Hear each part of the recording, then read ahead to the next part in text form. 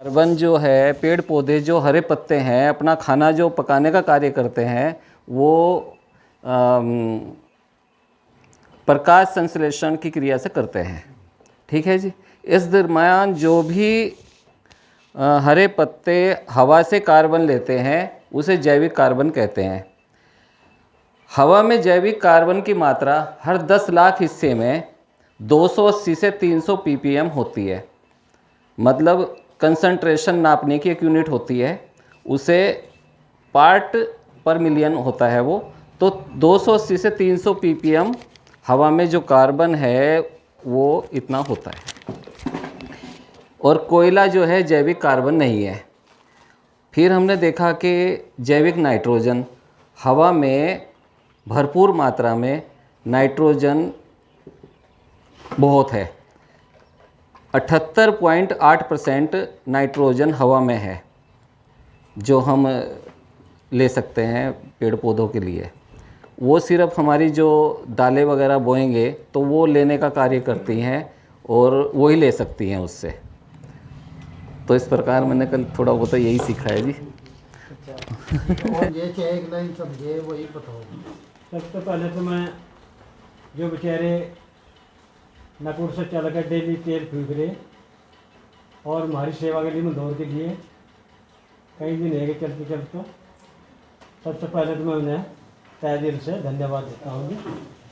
ताकि ऐसे दयालु, कभी शास्त्रों के अंदर देवताओं का नाम आया है, लेकिन आज मैं इन्हें भी तहे दिल से धन्यवाद दूँ जो एक प्रकाश के रूम में यहाँ मंदौर में, कभी शांति कुंज भी आया था यहाँ, बहुत प्रभाव, शांति कुंज ने बहुत प्रभाव गिरा आज हमारे गांव में, बहुत अपना प्रभुत्व दिखा था। और आज मैं मानता हूँ इन दो ने हमारे लिए राम और लक्ष्मण बनकर चमक चांदनी बनाए रहे।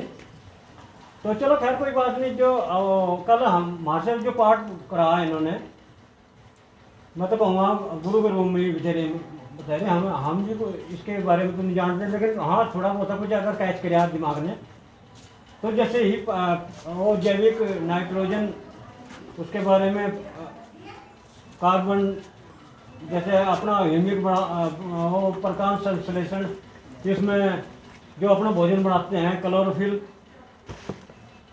और सूर्य के उसमें वो भोजन बनाते हैं अपना प्रकाश संश्लेषण में। तो 78.6 इतनी नाइट्रोजन है हमारे इसमें। और दोबारा अगर रिपीट करी जाएगी तो और ज़्यादा तेजी से ऑर्गेनिक की तरफ ज़्यादा तेज़ी से कदम चलेंगे। धन्यवाद आपको।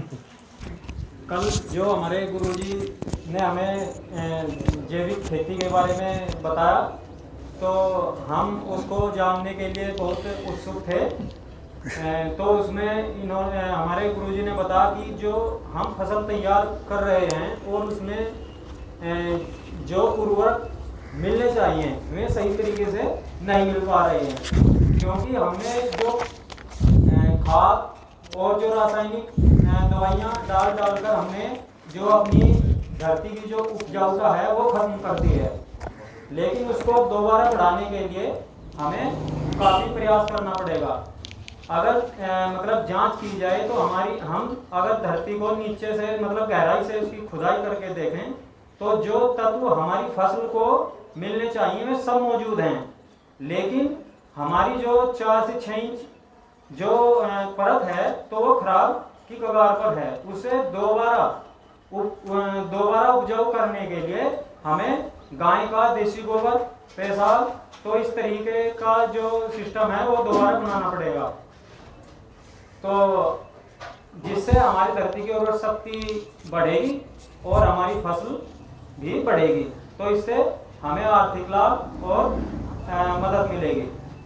तो आगे के लिए जो हमारे गुरुजी बताएंगे तो हम उसी व्यवस्था के अनुसार आगे कार्य करेंगे। धन्यवाद।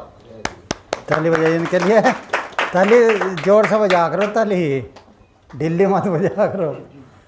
अच्छा जी, कल हमने आपको ये बताया कि भाई जो ये खरपतवार होता है जिसे हम बाहर फेंक दें, आग लगा दें, ये इसमें है क्या?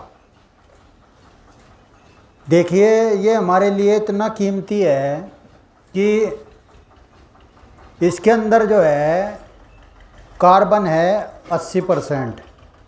बिना कार्बन के आप खेती नहीं कर सकते। आज आपकी ज़मीन की जो उर्वरा शक्ति हो वो कार्बन से ही बनती है। और कार्बन जो है, ये जो इन खरपतवार में जो कार्बन होता है, यानी 80% कार्बन हो गया, और 80 किलो तो कार्बन निकलेगा उसमें से, और 1 किलो निकलेगा नाइट्रोजन। तो 80 किलो कार्बन को खपाने के लिए, ज़मीन को पौधों को देने के लिए, जैसे 1 किलो नाइट्रोजन उसके अंदर से निकल रहा, तो वो 10 किलो कार्बन को ही रोक सकता है, 1 किलो नाइट्रोजन। अब 70 किलो हमारे पास क्या बचता है? कार्बन। अब उसे हम कैसे रोकें, कैसे पौधों को देंगे? उसके लिए हमें दलहन की फसल करनी पड़ेगी। ठीक, तो उसके वो हवा से नाइट्रोजन खींचेगा, सहजीवी जीवाणु, और उस कार्बन को रोकेगा। और उसे कार्बन को रोकने के लिए जैविक नाइट्रोजन ही चाहिए। जैविक, अगर आपने उस कार्बन को ज़मीन के अंदर रोकना है तो उसके लिए जैविक नाइट्रोजन की ज़रूरत पड़ेगी। ये मशीन का बनाया हुआ कोई नाइट्रोजन उसमें काम नहीं करता। तो हमको जैविक नाइट्रोजन चाहिए। और जैविक नाइट्रोजन कैसे मिलेगा? जब हम धान की फसल लगाएंगे। तो ये है कि भाई हमारे लिए ये खरपतवार कितना कीमती है जिसे हम बाहर फेंक दें। ये ज़मीन में हमारे कार्बन को बढ़ाएगा, और कार्बन को बढ़ने के बाद ज़मीन की उर्वरा शक्ति बढ़ जाएगी। और फिर हम अगर इसे फैलाते हैं फसल में तो खरपतवार भी नहीं उगेंगे। हमें ये खेत से बाहर नहीं निकालना बिल्कुल भी, और दूसरों का भी ला के गिर दो, दूसरों का भी ला के डाल दो,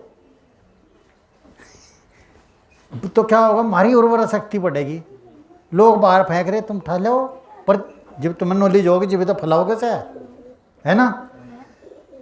तो ऐसे हमारा नाइट्रोजन, ये खरपतवार जो है इतना कीमती है हमारे लिए, तो इसको बाहर नहीं फेंकना है। इसे हम कैसे फसल में प्रयोग करेंगे ये आगे आवेगा। और अब जो आगे जो है आपका दूसरा क्या है जी, एडिंग, वो चक्रवात है जी।